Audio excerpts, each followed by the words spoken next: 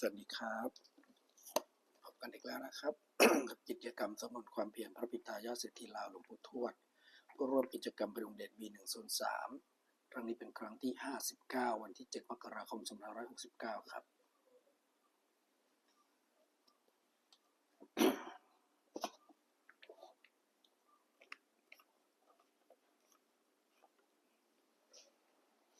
วันนี้เป็นครั้งที่59ตรงกับวันที่7เดือนมกราคมปีพุทธศักราช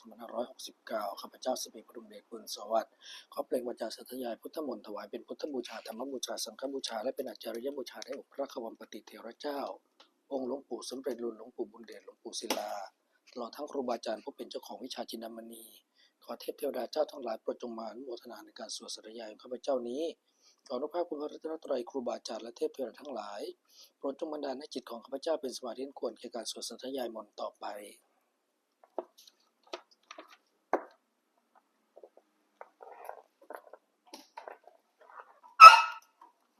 บทสวดชุมนุมเทวดาสมันตาจักรวาลสุตราขจันตุเทวตาสัตตมังมุนิราชสสุนันตุสกามโมคทังสเกกเมจโรเปเกริสการตเตจันทลิเกวิมานิติเปรเตจักเมตุโรนะขันเนแกวัตุมหิเกเตปุมาจยันตุเทวาชลตลวิสมิยะขกันพนาคาติตันตาสริเกยังมุนิวรจนังสัตวเมสุนันตุ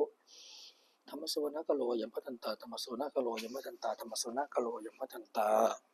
บทสวดนามการสติคาถานโมตัสสะภะคะวะโตอะระหะโตสัมมาสัมพุทธัสสะนโมตัสสะภะคะวะโตอะระหะโตสัมมาสัมพุทธัสสะนโมตัสสะภะคะวะโตอะระหะโตสัมมาสัมพุทธัสสะ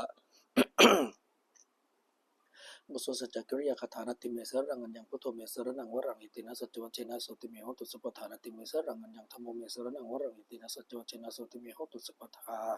นติเมสรนังอัญญังสังโฆเมสรนังวรังอิตินะสัจจวัชเชนะโสติเมโหตุสัพพทาบทสวดมหากรุณิโกณโทติยติกาคาถามหากรุณิโกณโทอัฏฐายสุภปาริยังปุริตัวปรมิสัพพปโตสัพโพธิมุตตมังอิตินะสัจโจเจนะมหุตุสัพพุปัตตวามหากรุณิโกณโทหิตายสัพพตสัพพปาริยังปุริตัวปรมิสัพพปโตสัพโพธิมุตตมังอิตินะสัจโจเจนะมหุตุสัพพุปัตตวามหากรุณิโกณโทสุขายสัพพปาริยังปุริตัวปรมิสัพพปโตสัพโพธิมุตตมังอิตินะสัจโจเจนะมหุตุสัพพุปัตตวา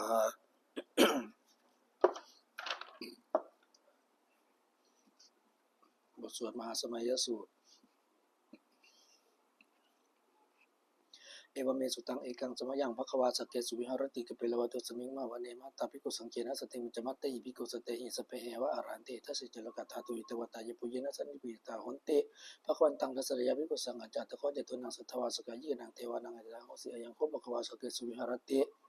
กปิลวัตุสมิงมาวันเนมาตาภิกขุสังเกนะสติมิจมัตเตหิภิกขุสเตหิสเปเหวะอารันเตทัสสิจโลกัตถาตุอิตวตายปุเยนะสันนิปิตาหนติภควันตังทัสรยาภิกขุสังกัจจยันโนนามยังปิเยนะภควาเตโนปสังกเมยะปสังกมิตวะภควโตสันติกิปัจเจกคาถาปเสยมาติอนาโคตาเทวตาเสยะทปินมะพลวาปุริโสสมันทิตังวาพังปัสสารยะปัสสาริตังวาพังสมินเจยะเอวเมวะสุทวาเสสุเทเวสุนทระหิตาภควโตปุระโตปตุระหังสุอัตโคตาเทวตาภควันตังพิวาเทตวาอิกมันตังอัทังสุอิกมันตังติตาโคเอกาเทวตาภควโตสันติเกยิมังกทังอภาสีมหาสมัยโบวนาสมิงเทวกายาสมัยคตาธรรมอาคาตมหาอิมังธรรมสมัยยังทกิตาเยวะปราชิตสังคันเตอนาโคปราเทวตาภควโตสันติเกยิมังกทังอภาสีตตระภิกขโวสมาทังสุติตังอัตโนจุกมกังสุสารทิวะเนตานิเกตวาอินทริยนิรักขติปันติตาเต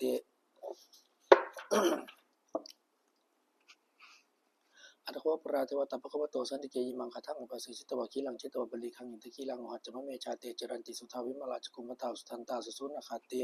อัตโคปราเทวตาภควโตสันติเกยิมังกทังอภาสีเยเกจิพุทธังสรณังกตาเสนะเตขมิสันติอปายะปุหิงปะหายะมนุสังเตหังเตวะยังปริปเรสันติเต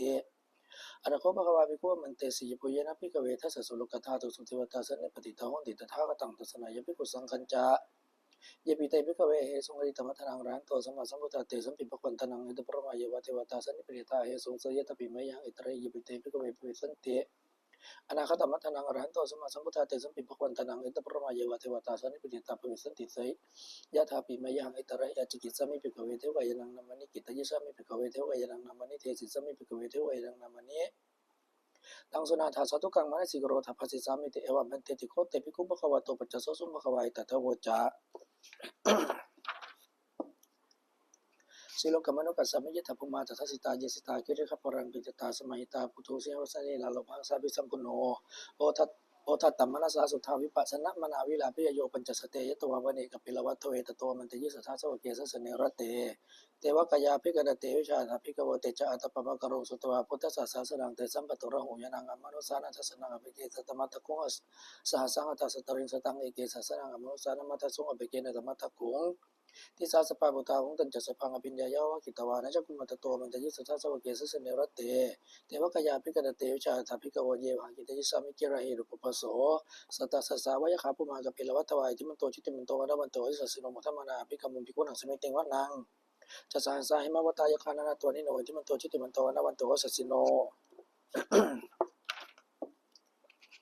มุทัมมานาภิกขุมุภิกขุนังสมิติวานังสัตตกิราติสาสายคานานาตัวนิโนที่มันโตชิติมันโตวันวันโตอิสัสสิโนมุทัมมานาภิกขุมุภิกขุนังสมิติวานังอิเจเตโสรัสสานสายคานานาตัวนิโนที่มันโตชิติมันโตวันวันโตอิสัสสิโนมุทัมมานาภิกขุมุภิกขุนังสมิติวานัง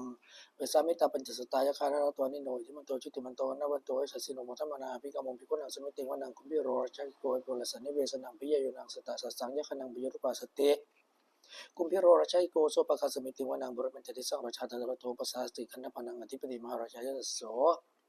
พุทธปิตาสาภาวนธนามาปลายที่มันตุชิติมันโตวันวันโตสัสสิโนมุทัมมานาภิกขุมุภิกขุนังสมิติวานังตะกินันจัติสังราชากรุณีหตปสาสติกุมันธนังอธิปติมหาราชายสสิโสพุทธปิตาสาภาวนธนามาปลาอิติมันโตชุติมันโตวันวันโตยสัสสิโนโมทัมมานาภิกขุมุภิกขุนังสมิติวานังปัจจิมันจัติสังราชาวิโรปโขวสาสตินาคนังอธิปติมหาราชายสัสสิโสพุทธปิตาสาภาวนธนามาปลายที่มันโตชุติมันโตวันวันโตยสัสสิโนโมทัมมานาภิกขุมุภิกขุนังสมิติวานังอุตรัญจัติสังราชากุโรตปสาสติยคนังอธิปติมหาราชายสัสสิโสพุทธปิตาสาภาวนธนามาปลายที่มันโตชุติมันโตวันวันโตยสัสสิโนโมทัมมานาภิกขุมุภิกขุนังสมิติวานังปุริมาทิสังตตระโทตกินินาวิรุญญาโกปจิเมนะเวรุปโขกุเวโรตระเทสังตตโรติมหาราชาสมันตาจตุโรทิสาตตละมานาทั้งส่วนเอกเปลวัตเวเตสังไววิโนทสาอาคูจานิกาสธรรมายกุเตนโตเวเตนตุวิภูจะวิปุโตสัจจโนกัมมัสโตจะกินุกันโดนิกันโดจะปนาโทปมัญโยจะเทวสุโตจะมัตตลิจิตเสโนจะขันธโพนโลราชาชโนสโพอาคูปัญจสิโคเทวะติมพรูสิวัจสาเตจันเจจราชโนขันธภาสารจุโมธมนาภิกขุมุภิกขุนังสมิติวานังอัตถคุณวสานาคาเวสาลาสาตัจกากัมพลสตราคูปยาคาสายันติปิยโมนาตระทาจะอาคูนาคายสสิโนเอราวันโนมนาโคสุปคัสมิติวานังเยนะคาราเชสัสหารติติภาทิชาปกิวิสุทธจักโขเวหายสาเตวนามัจจปัตตาจิตตราสุปนาอิติเตสนามังอภยันตทานาคาราชานามาสิตุปนาโตเกมมะกาสิพุทโธสนาหิวจาหิบวยันตานาคาสุปนาสรมกังสุพุทธังจิตาวชิราเทนะสมุทังสุราสิตาปโตโรวสวัสเตติมันโตยสสิโนกัลกัญชามิมหาวิสมาสุราธนเวคสาเวปจิตติสุจิติจปะหาราโทนมุจิสาสตันจะปริมุตตานังสเปเวโรจนมกาเสนในตัวปลิงเสนังระมุตมุปปาขโมสมโยธานิพันเตภิกขุนังสมิติวานังอโปจเทวาปฐวีจเตโชวายโยตถาคมงวรุณาวรุณาเทวาสมุจยะสสาสัมเมตากรุณากายิกาอาคูเทวายสัสสิโนทัสเสเตทัสสะกายาสเปนะตัวนิโนที่มันโตชิติมันโตวันวันโตสัสสิโนมุทัมมานาภิกขุมุภิกขุนังสมิติวานังเวนดูจเทวาสาลีจสมาจทุเวยมาจันทสุปนิสาเทวาจันทมาคูปรคิตาสุเรสุปนิสาเทวาสุริยมาคูปรคิตานักตานิปุรคิตวาคูมันทวลากาวสุนังวสุสิโทสโกภคบรินทโตทัสเสเตทัสสะกายาสเปนะตัวนิโนที่มันโตชิติมันโตวันวันโตสัสสิโนมุทัมมานาภิกขุมุภิกขุนังสมิติวานังทัคคูสัพพุเทวาชลมคิสิขาริวะอริสกาจโรชาจุมาปุพนิพาสิโนวรุณาสัทธรรมาจตุตาจเนชกาสุริยรุจิราคูสวเนสิโนตัสเสเตทัสสะกายาสเปนะตัวนิโนที่มันโตชิติมันโตวันวันโตสัสสิโนมุทัมมานาภิกขุมุภิกขุนังสมิติวานังสมณามหาสมณามนุสามนุสุตตมายกิตาปตุสิกาอาคูมโนปตุสิกาทัคคูรโยเทวาเยจริตวสิโนปรคามหาปรคาอาคูเทวายสัสสิโนตัสเสเตทัสสะกายาสเปนะตัวนิโนที่มันโตชิติมันโตวันวันโตสัสสิโนมุทัมมานาภิกขุมุภิกขุนังสมิติวานังสุกากรุมหาอรุณาคูเวคณสาสะอุตตะไขยหาปโมคาคูเทวาวิจักขณาสธามัตตาหารคชามิสกาจริสัสสิโนทารยังอาคาปจโนโยทิสาภิวสติทัสเสเตทัสสะกายาสเปนะตัวนิโนที่มันโตชิติมันโตวันวันโตสัสสิโนมุทัมมานาภิกขุมุภิกขุนังสมิติวานังเขมิยาตุสตายมาคัตกาเจสัสสิโนลพิตกาลมัสเสธาจนินมาสะจะอาสวานิมานรติโนอาคูดาอัฐาคูปรินิมิตาทัสเสเตทัสถากายาสเปนะตัวนิโนที่มันโตชิติมันโตวันวันโตสัสสิโนมุทัมมานาภิกขุมุภิกขุนังสมิติวานัง สัทเทเทวนิกยาสเพนะนะตัวนิโนนามันนวายนะอาคันจุงเยจันเยสันติชาสามภวุติชาติมะกิลังโอคตินะมานาสวังตะคิโมคตรักนาคังจันทังวาสิตาสิตังสุพรหมปรมัตโตจัปปุตตาทิมโตสาสนังกุมโรติโสจัสสุภคสมิติวนังสัสพรหมโลกนังมหาพระมาพิติตติอุปปันโนจุติมันโตปิสมากายโยยัสสิโสทัสสิตาอิสราคูปเจกวสวัติโนเตสันจมัจจโตอาคาหริโตปรวาริโตเตจัสเพพิกันเตสินเทเทเวสพรหมเกวรเสนาภิกขมิปัสสะกันนาสมันทิยังเอตคันนาทัพพันตถาราเคนะพันธมัตตุโบสมันตาปริวาเรธรรมบุมุจจิตโคจินังอติตถามาเสโนกันนาเสนังอเปสยิปดินาตละมาจัสรังกตวานะเพรวัง